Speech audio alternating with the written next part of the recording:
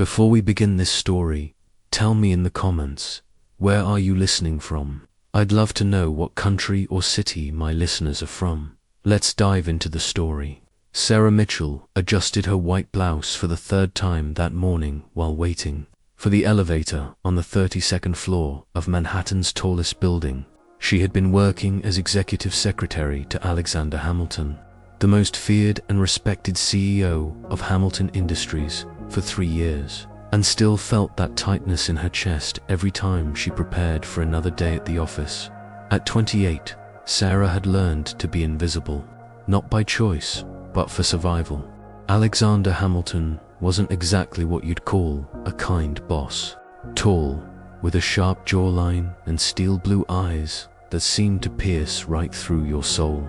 Alexander had a reputation for being ruthless in business and distant with his staff. To him, Sarah was nothing more than an extension of his desk, efficient, silent, and always available. But what Alexander didn't know was that Sarah had given up much more than her visibility to keep that job. She had left behind her dreams of being an investigative journalist, had sacrificed her social life, and had learned to swallow every dismissive comment he made about her humble background. Sarah came from a small town in Ohio, daughter of a mechanic and a nurse, and had arrived in New York with nothing but a scholarship and enormous dreams. That Monday morning, like every Monday, Sarah arrived at the office at 7 o'clock sharp. Alexander would arrive at 8 on the dot, and by then his coffee had to be perfect, his schedule printed, and the day's contracts organized by order of importance. 3 years of routine had turned these preparations into a mechanical dance that Sarah executed with military precision. What Sarah didn't know was that this Monday would change everything forever. Alexander's office occupied the entire 32nd floor, with floor-to-ceiling windows offering a panoramic view of Central Park. His desk, an imposing mahogany piece, was always immaculately organized. Sarah had memorized every one of his preferences. Black coffee, no sugar, in the blue porcelain cup his late mother had given him. Newspapers folded in specific order. Wall Street Journal first, then Financial Times, followed by New York Times. Gold pen on the right side of the desk, phone on the left. During these 3 years, Sarah had observed Alexander more than he had ever realized. She had seen how he unconsciously touched a small scar on his left hand when he was nervous. She had noticed how his eyes darkened when he spoke with his father on the phone. She had memorized the sound of his footsteps in the hallway, could distinguish his mood by the way he opened his office door. But Alexander had never really seen her. To him, Sarah was as much a part of the furniture as his desk or executive chair. Alexander Hamilton had grown up under the suffocating shadow of his father, Richard Hamilton, founder of Hamilton Industries.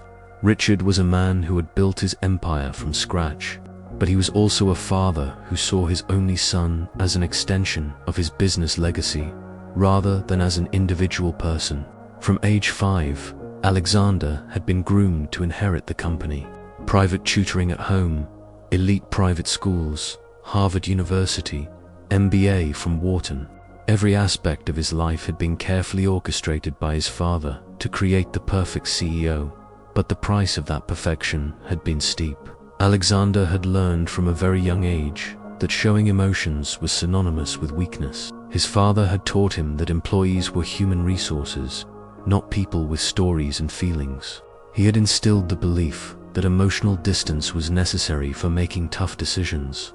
The only time Alexander had tried to rebel against those teachings had been in college, when he had fallen head over heels for a classmate named Catherine. For the first time in his life, he had experienced what it meant to connect emotionally with another person. He had begun to question the values his father had imposed on him, had started to imagine a different life. But Richard Hamilton didn't tolerate rebellion. He had investigated Catherine's background, discovered that her family had considerable debts, and had used that information to blackmail her. He had offered her enough money to save her family in exchange for disappearing from Alexander's life forever. Catherine had accepted. One morning, Alexander had woken up and she had vanished without explanation. leaving only a note saying they couldn't be together because they belonged to different worlds. Alexander never learned the truth about his father's blackmail. He only knew that the person he had loved most had abandoned him for money. That betrayal had completed the transformation his father had begun years earlier. Alexander had returned home, converted into exactly the man Richard wanted: cold, calculating, and emotionally inaccessible. Now, 12 years later, Alexander ran Hamilton Industries with an iron fist. He was respected and feared in equal measure, had multiplied the company's profits by 10, and had a reputation as one of the most successful CEOs of his generation. But at night, alone in his penthouse, Alexander sometimes wondered what would have happened if Catherine had been different, if she had chosen love over money, if he had had the courage to fight for her. Those were the only nights when Alexander allowed his steel facade to crack, even if just for a few moments. Victoria Sterling stepped out of her white Bentley at the entrance to the city's most exclusive restaurant. At 26, she was the very definition of New York high society: platinum blonde, elegant as a model, with a Stanford degree and a last name that opened any door on the East Coast. More importantly, she was Alexander Hamilton's fiancée. Their engagement had been announced in all the society magazines 6 months earlier.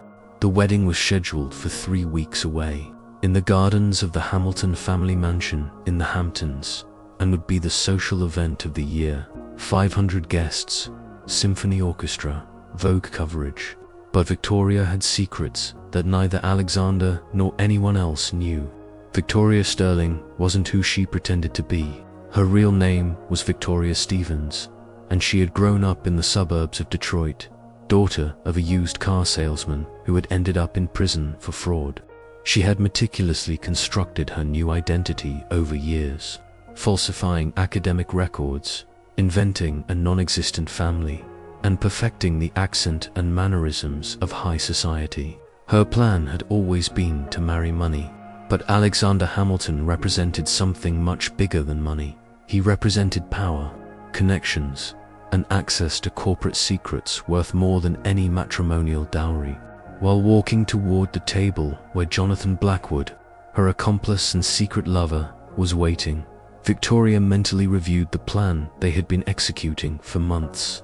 Jonathan worked for Sterling and Associates, New York's most aggressive competing law firm, and together they had orchestrated the most elaborate information theft the industry had ever seen. Victoria didn't love Alexander. What she loved was her unlimited access to Hamilton Industries' confidential files. Every document she secretly photographed, every private conversation she overheard, every business strategy she knew in advance, all had a price that Jonathan was willing to pay generously. But the plan had evolved beyond simple corporate espionage. Victoria had discovered something worth much more than information. She had discovered that Alexander suffered from a hereditary heart condition that he kept secret. His personal doctor had prescribed specific medication that he took discreetly every day. That information had given birth to a much darker plan.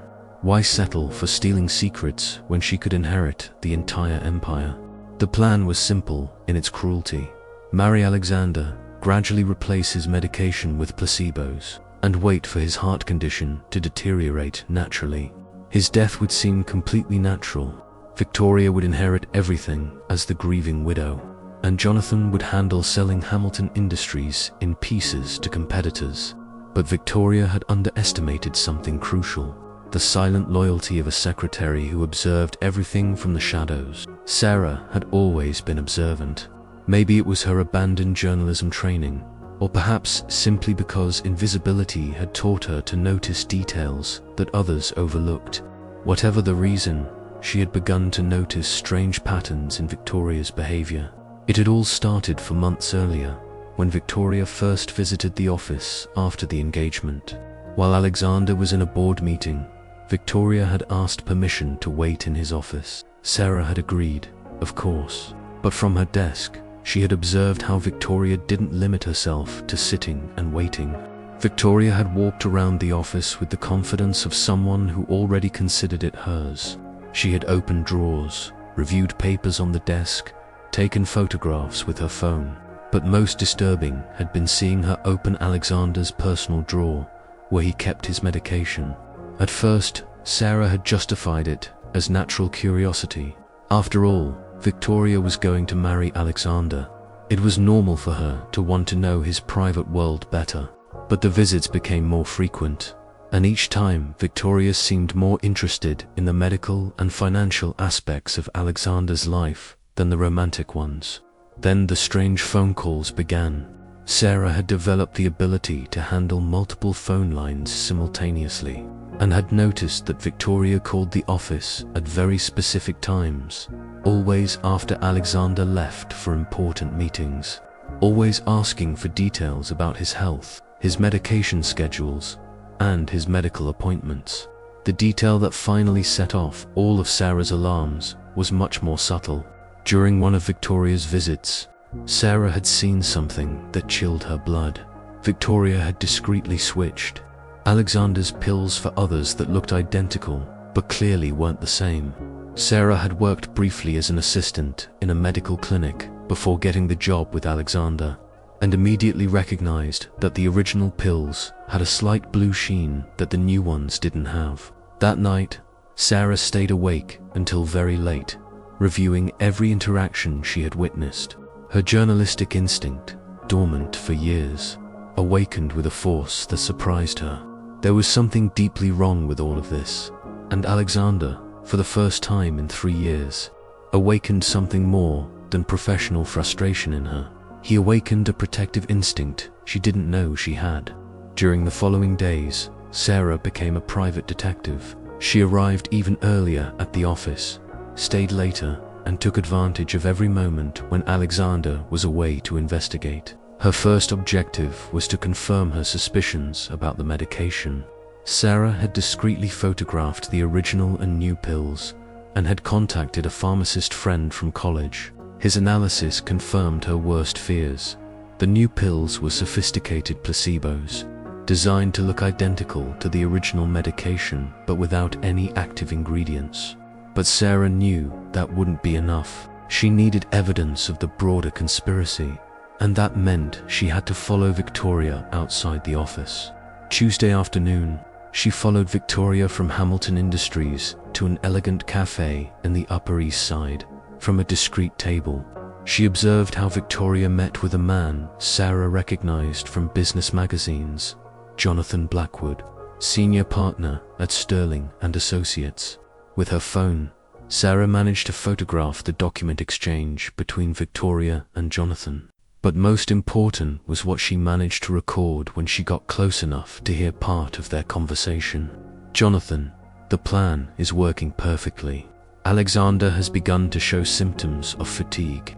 His doctor thinks it's work stress, but we know it's because he's no longer receiving his real medication." Sarah felt a chill hearing the coldness with which Victoria spoke about Alexander's deteriorating health. Victoria continued, "After the wedding, we'll accelerate the process. Instead of placebo pills, we'll start giving him something that actively worsens his condition. His death will seem completely natural. A heart attack caused by the stress of running such a large company." Jonathan nodded. "And the company documents? I already have access to everything. Once Alexander dies, I'll have total control of Hamilton Industries. We can sell the company in pieces to our clients. Sterling and Associates will handle all legal transactions. We'll make hundreds of millions." But there was more. Victoria mentioned something that made Sarah completely forget professional protocol. "Oh, and Jonathan, I've been thinking about Alexander's brother. James has always been suspicious of me. After Alexander dies, James could cause problems with the inheritance. We might need to take care of him too." Sarah had to cover her mouth to prevent a scream from escaping. It wasn't just about killing Alexander. Victoria was planning to murder the entire Hamilton family. James Hamilton was 3 years younger than Alexander, but in many ways was his complete opposite. Where Alexander was cold and calculating, James was warm and empathetic. Where Alexander had followed the path laid out by his father, James had chosen to be a doctor. specializing in pediatric cardiology. The relationship between the brothers had been complicated for years. James loved Alexander deeply, but also resented the way their father had transformed his older brother into a business machine. He had tried multiple times to reconnect emotionally with Alexander, but had always encountered walls that seemed impossible to tear down. When Alexander had announced his engagement to Victoria, James had felt a mixture of relief and concern. Relief because his brother finally seemed to be opening his heart to someone. Concern because something about Victoria didn't feel authentic. James had developed a very acute instinct for reading people during his years as a doctor. He had dealt with enough families in crisis to recognize when someone was acting, and Victoria was definitely acting. Her interactions with Alexander seemed calculated, as if she were following a script. Her questions about Alexander's health were too specific, too technical for someone supposedly motivated only by romantic love. And there was something in her eyes, a coldness that appeared when she thought no one was watching, that reminded James of some of the most disturbing cases he had seen in psychiatry. But every time James had tried to express his concerns, Alexander had reacted with hostility. His brother interpreted any questioning about Victoria as a personal attack, as a repetition of their father's attempts to control his love life. The last conversation they had had about the subject had ended with Alexander telling James to stay out of his personal life if he couldn't be happy for him. That had been 2 months ago, and since then the brothers barely spoke. But James hadn't abandoned his concerns. He had begun his own discreet investigation into Victoria, and what he had discovered had alarmed him deeply. James had contacts in the medical world throughout the country, and had used those connections to investigate Victoria's medical history. What he had found was disturbing. Victoria had been married before, twice in fact.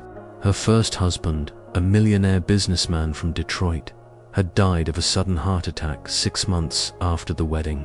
Her second husband, an investment banker from Chicago, had died in a suspicious car accident 1 year after marrying Victoria. In both cases, Victoria had inherited considerable fortunes. In both cases, she had quickly sold all assets and disappeared to a new city with a new identity. But most alarming was the medical pattern James had identified. Both previous husbands had begun to show symptoms of health deterioration shortly after marrying Victoria. Symptoms their doctors had attributed to stress, but which James recognized as consistent with gradual poisoning or medication manipulation. James had tried to contact the families of Victoria's previous husbands, but had discovered that both families had received legal threats that prevented them from speaking publicly about the circumstances of the deaths. It was a perfect pattern of serial murders for financial gain, executed by someone who understood how to manipulate the legal and medical system to avoid suspicion. And now Victoria had Alexander in her crosshairs. James knew he had to act, but he also knew he needed solid evidence. His brother would never believe him based on suspicions alone, especially when those suspicions came from someone Alexander already saw as a meddler. He needed help, and he found it in the most unexpected place. Sarah had been struggling with the decision of how to proceed when she received a call that changed everything. It was James Hamilton, and his first words completely surprised her. "Miss Mitchell, I know this is going to sound strange, but I think we're both worried about the same person." Sarah felt her heart racing. How had James gotten her personal number? What did he know, Dr. Hamilton? "I'm not sure I understand what you're referring to." "I think you do understand," James responded gently.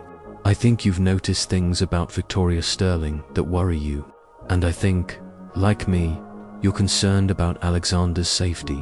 The silence stretched between them for several seconds. Sarah knew she was at a crucial moment.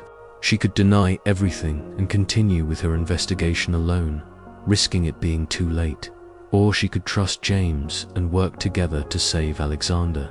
"We need to meet," Sarah finally said, "somewhere discreet." They met that same night at a small cafe in the village, away from the places frequented by New York high society. When Sarah saw James in person for the first time, she was surprised by how different he was from Alexander. Where Alexander was all hard angles and control, James radiated warmth and compassion. But when they began comparing their discoveries, Sarah realized that James had the same iron determination as his brother when it came to protecting the people he loved. James told her about Victoria's previous husbands, about the pattern of suspicious deaths, about the legal threats that had silenced the families. Sarah showed him the photographs of Victoria switching the medication, the recordings of her conversations with Jonathan, and the evidence of corporate espionage.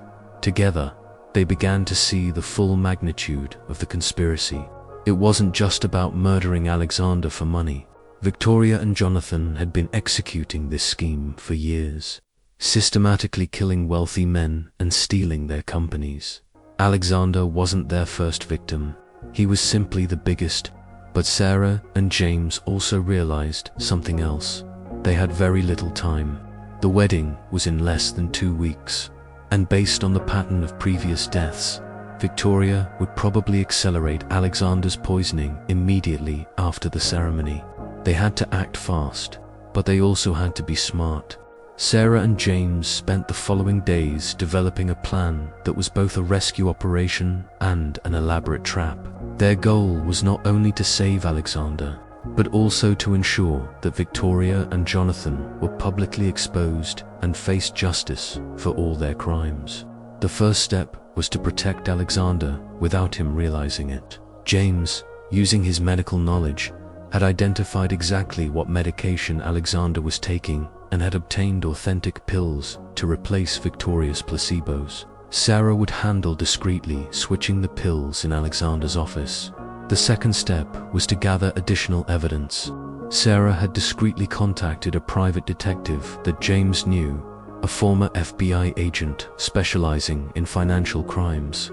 Together, they had begun meticulously documenting all of Victoria and Jonathan's activities. But the third step was the riskiest. They needed Victoria to incriminate herself in a way that would be legally indisputable. James had devised a brilliant plan. As a doctor, he had access to very sophisticated medical recording equipment, including devices that could record conversations at a distance without being detected. The plan was to place these devices in strategic locations where Victoria regularly met with Jonathan and capture evidence of the entire conspiracy. But Sarah suggested something even more dramatic. What if they could make Victoria confess her crimes directly to Alexander? The idea was risky, but James found it brilliant. If they could create a situation where Victoria believed Alexander was dying from the poison, and that no one else could hear them, her ego and need to triumph might lead her to confess everything. It would be dangerous for Alexander, but with proper preparation, they could control the situation completely. The Friday before the wedding, Sarah and James put their plan into motion. They had discreetly informed the FBI about the situation, but the agents had agreed to wait until they had recorded evidence of confessions before intervening. James had prepared Alexander without telling him explicitly what was happening. He had told his brother that he was worried about his health and wanted to run some private medical tests. During those tests, James had confirmed that Alexander had been gradually poisoned, but had also discreetly administered an antidote that would neutralize any additional toxins Victoria might give him. Alexander had been confused by James's sudden interest in his health, but had agreed to the tests to keep family peace before the wedding. Meanwhile, Sarah had been acting as if she knew nothing about the conspiracy. She had been warm and helpful with Victoria, had helped with wedding preparations, and had even expressed how happy she was that Alexander had found love. But that Friday night, everything changed. Sarah had coordinated with James for him to tell Victoria that Alexander had collapsed in his office and had been taken to the hospital in critical condition. Victoria, believing her plan was working, had rushed to the hospital. What she didn't know was that Alexander wasn't really sick. James had prepared a private room in the hospital where he worked, had connected Alexander to monitors showing fabricated vital signs, and had administered light sedatives so Alexander would appear semi-conscious. When Victoria arrived at the hospital, She found Alexander, apparently, in his final moments of life. James told her that doctors couldn't explain the sudden collapse, but that it seemed to be some kind of massive heart failure. Victoria played the part of the devastated fiancée perfectly. She cried, begged doctors to do something more, and asked to be alone with Alexander to say goodbye. It was exactly what Sarah and James had hoped for. Once alone with Alexander in the hospital room, Victoria completely dropped her mask.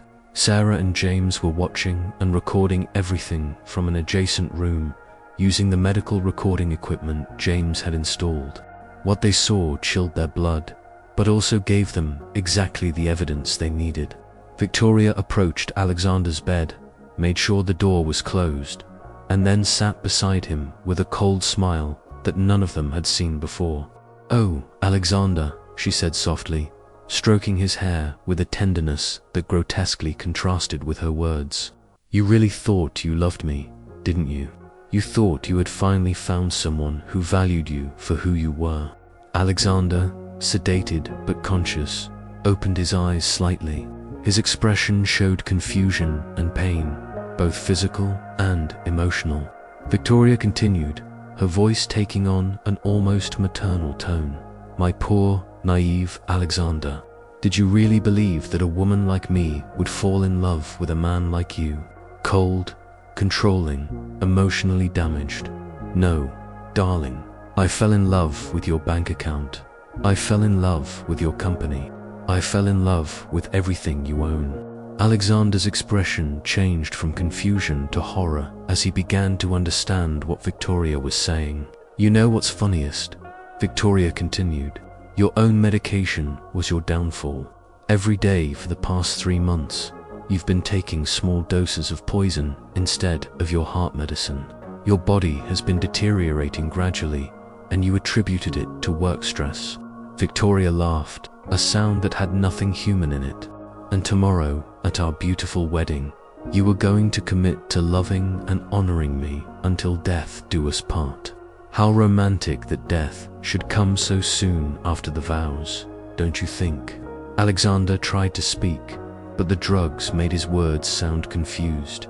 Victoria interpreted this as a question. "You wonder why?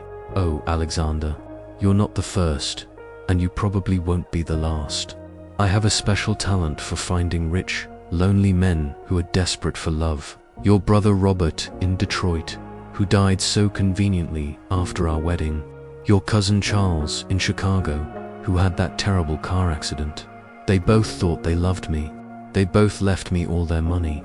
The confession continued for several more minutes, with Victoria detailing every aspect of her plan, from corporate espionage to previous murders, to her plans to kill James if he caused problems with the inheritance. It was more evidence than Sarah and James had ever hoped to obtain. But then, Victoria did something none of them had anticipated. She leaned closer to Alexander and whispered, "And now, my dear husband who will soon die, I think it's time to speed up the process a bit." Victoria pulled a syringe from her purse, filled with a clear liquid. "This should end your suffering in a few minutes. The doctors will think your heart finally gave out under the pressure." That was the moment Sarah and James realized their plan had gone too far. James burst into the room just as Victoria was inserting the syringe into Alexander's forepaw. The shock of seeing James made Victoria drop the syringe, which crashed to the floor.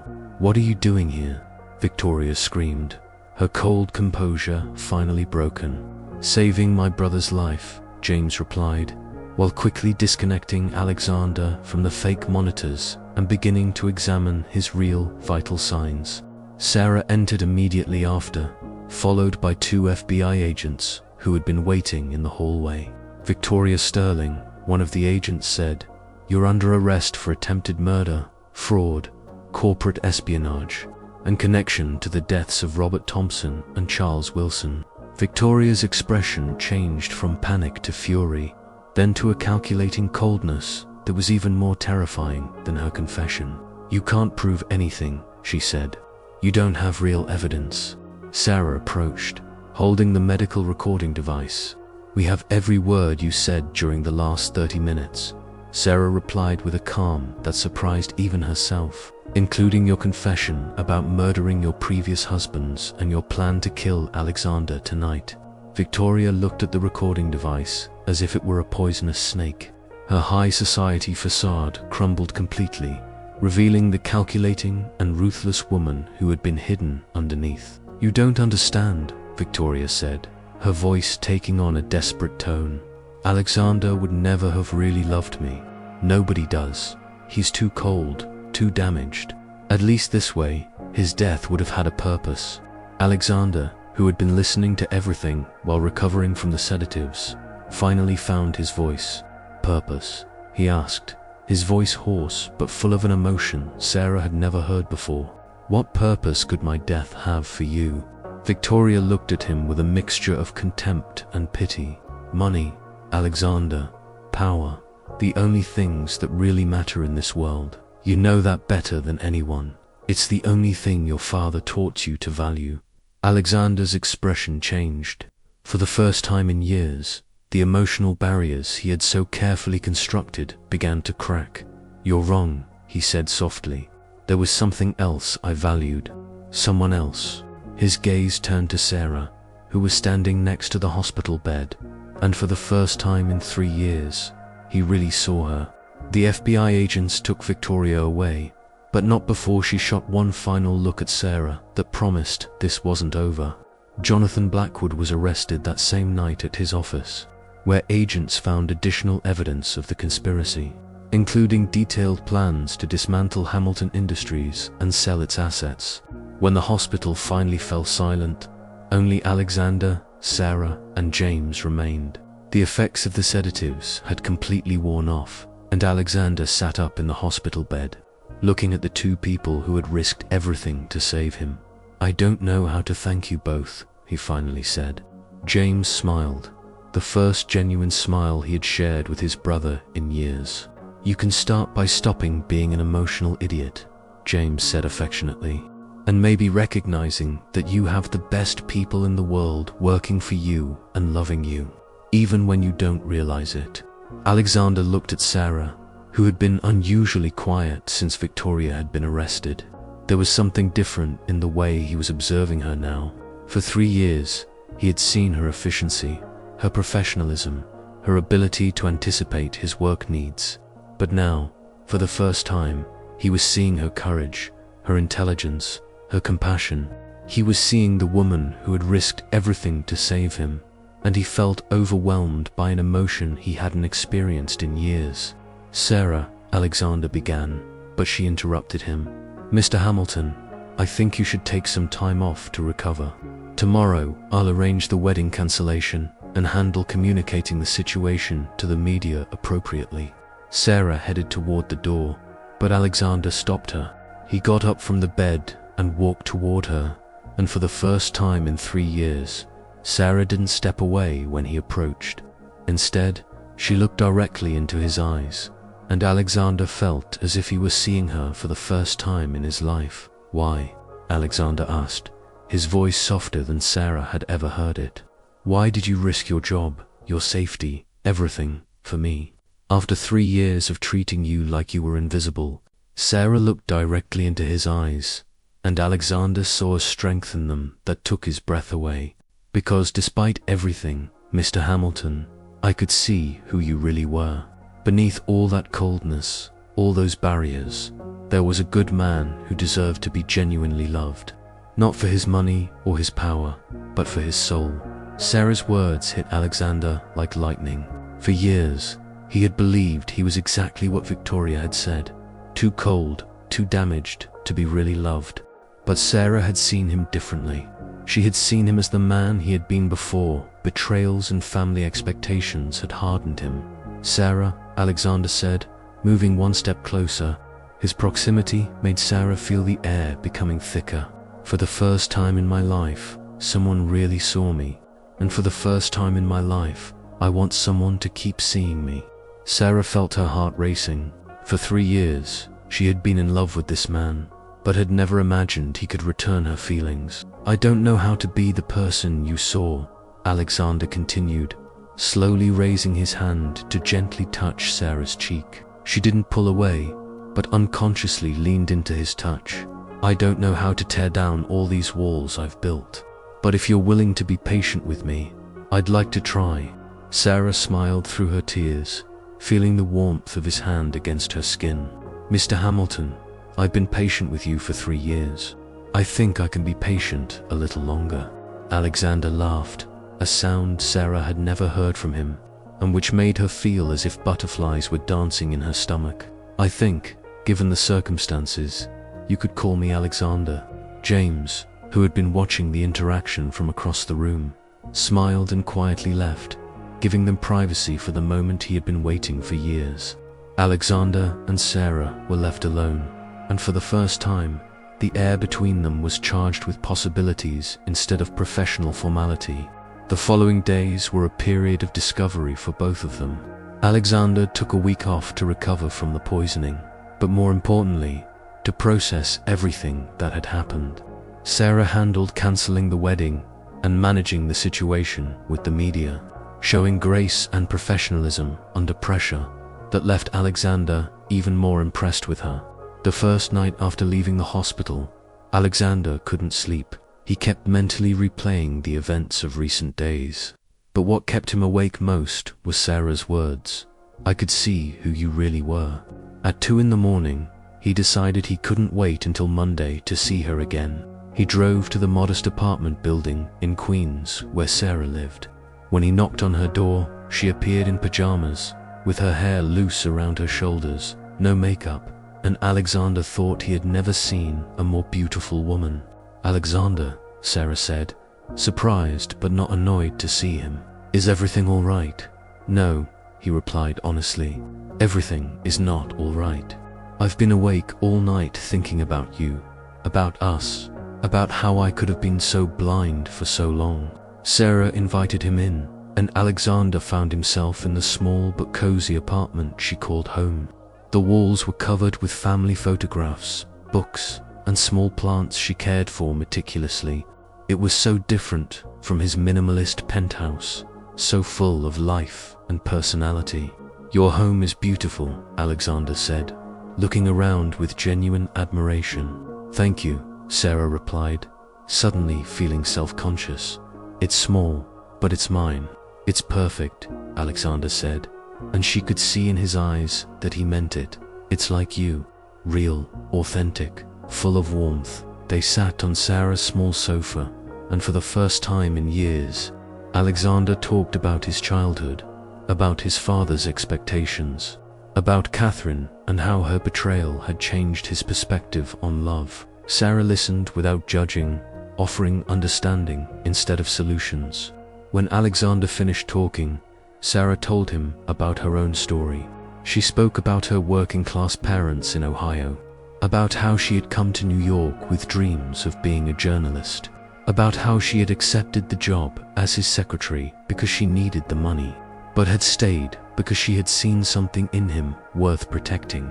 During these past 3 years, Sarah said softly, I watched you when you thought no one was looking.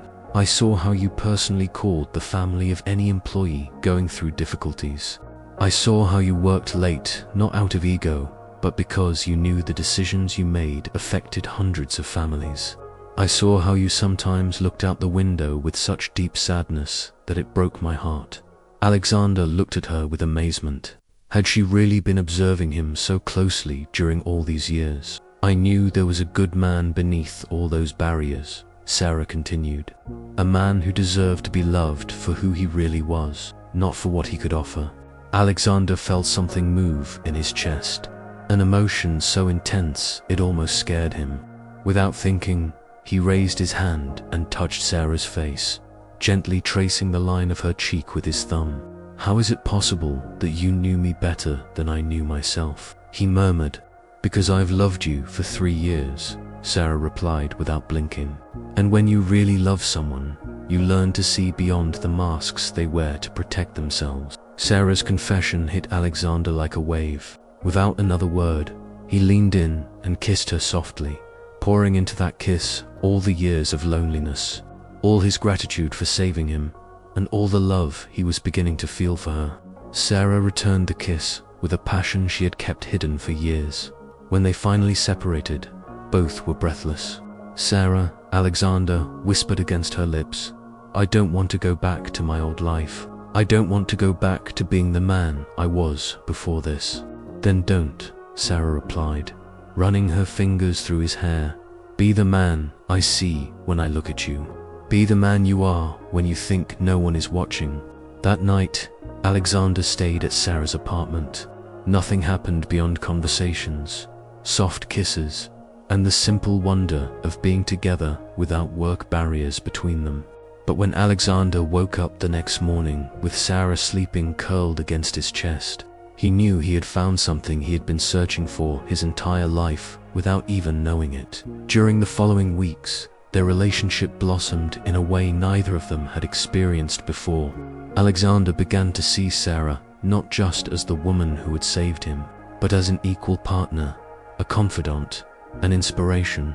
One afternoon, while they were reviewing company restructuring plans together, Alexander stopped mid-sentence just to observe her. Sarah was concentrating on a document, slightly biting her lower lip as she always did when thinking deeply. And Alexander felt a wave of admiration so intense it surprised him. "What?" Sarah asked, noticing his gaze. "I was thinking about how incredible you are," Alexander replied honestly. "Not just beautiful, though you definitely are, but intelligent, brave, compassionate. How did I not see you for so long?" Sarah smiled, but there was something serious in her expression. "You saw me when you were ready to see me, Alexander. Before this, you had too many walls built up. You needed time to be prepared to let someone real in." It was in that moment that Alexander realized he wasn't just falling in love with Sarah, he deeply admired her. Her strength, her integrity, her ability to see the best in people, even when they didn't deserve it. She was the kind of person he aspired to be. One night, 2 months after Victoria's arrest, Alexander took Sarah to dinner at a small Italian restaurant in the village, far from the exclusive places where he was normally photographed. He wanted their first real date to be about the two of them, not about his public image. During dinner, Sarah told him more about her abandoned journalism dreams, about the articles she had wanted to write about social injustice and corporate corruption. "Why don't you do it now?" Alexander asked.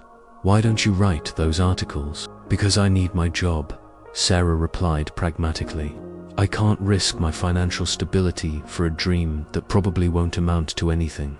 Alexander leaned forward, taking her hands across the table. "What if you didn't have to choose? What if you could do both?" Sarah looked at him with curiosity, and Alexander continued. "Hamilton Industries needs someone who can investigate our own practices, make sure we're operating ethically, find ways to be better. You could be our first director of corporate ethics. It would be a new position, designed specifically for you." Sarah felt her heart racing. Was he offering her the opportunity to use her journalism skills in a way that really mattered? But Alexander wasn't finished. "And in your free time, you could write those articles you always wanted to write, about other companies, about systemic problems, about anything you're passionate about. I could help you contact editors, publications I respect." Sarah was speechless. For years, she had resigned her dreams for financial security. Now, Alexander was not only offering her security, but also the opportunity to pursue her passion. "Why would you do that for me?" Sarah asked softly. "Because I believe in you," Alexander replied without hesitation. "Because I see your potential, your talent, your passion for justice. And because I want to spend my life supporting your dreams the same way you've helped me find mine." Sarah felt tears in her eyes.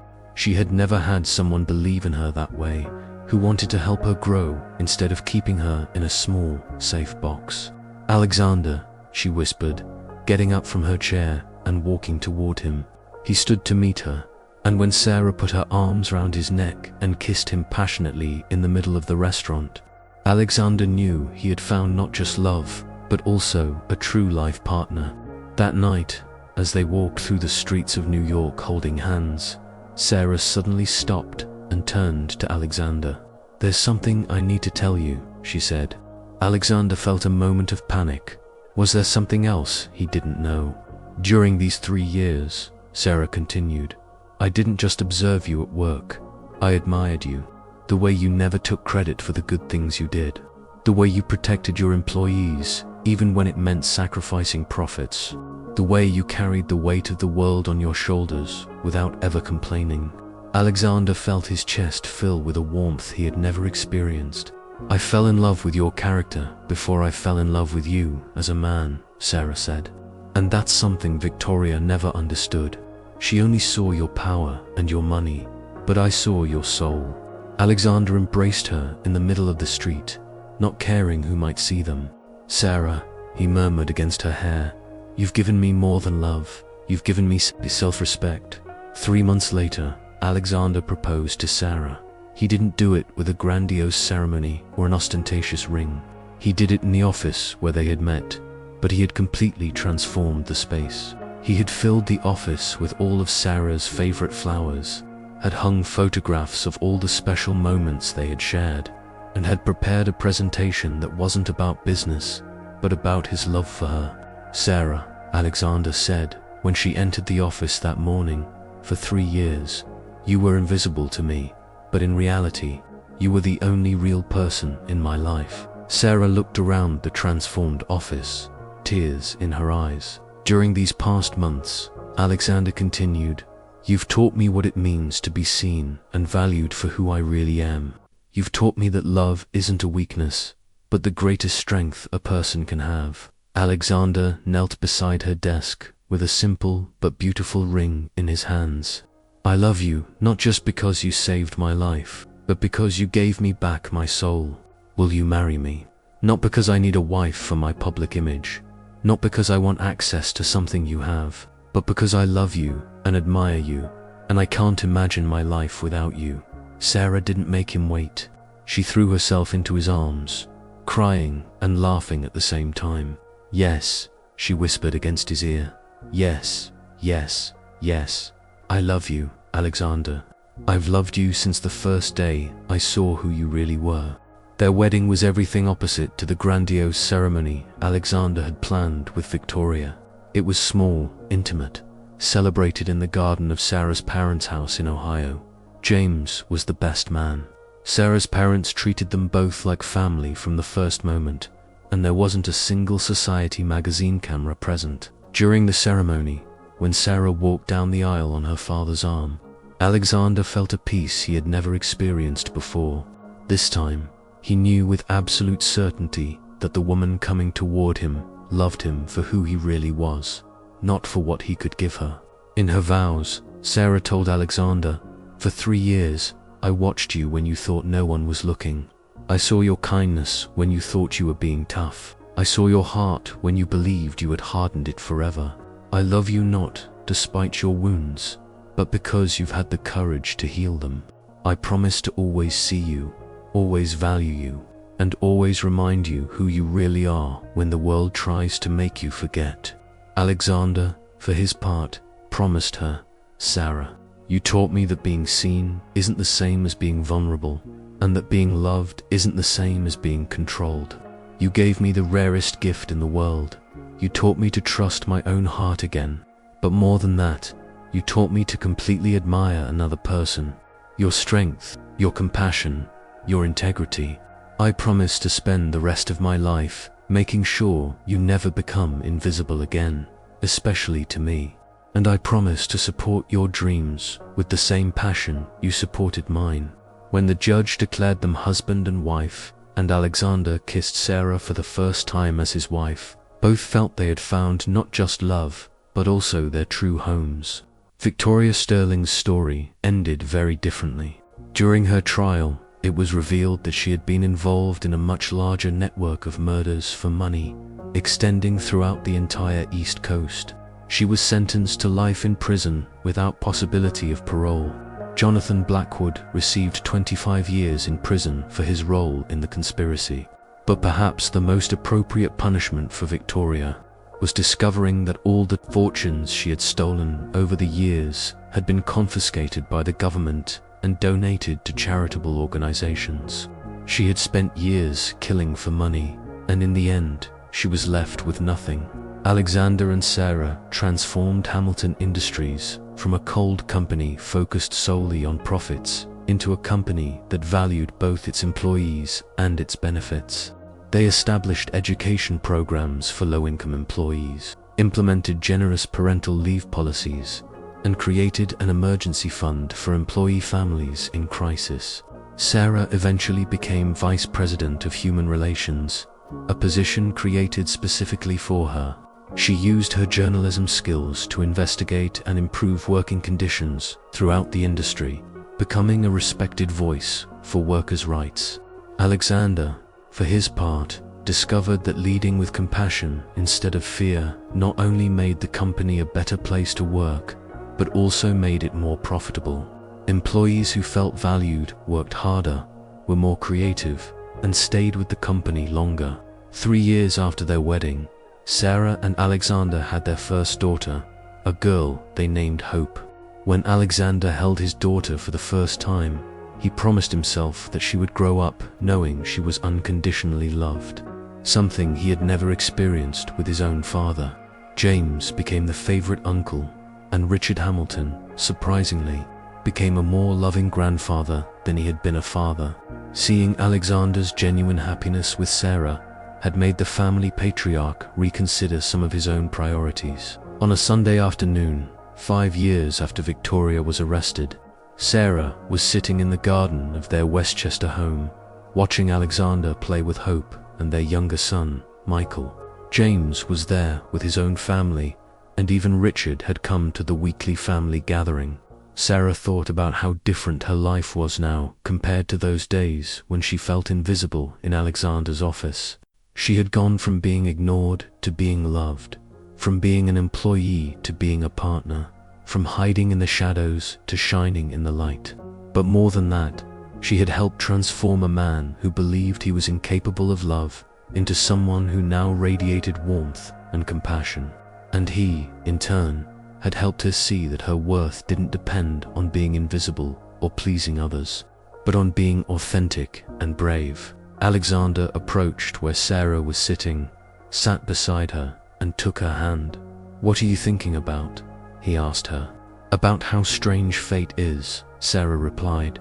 "If Victoria hadn't tried to kill you, maybe we never would have ended up together."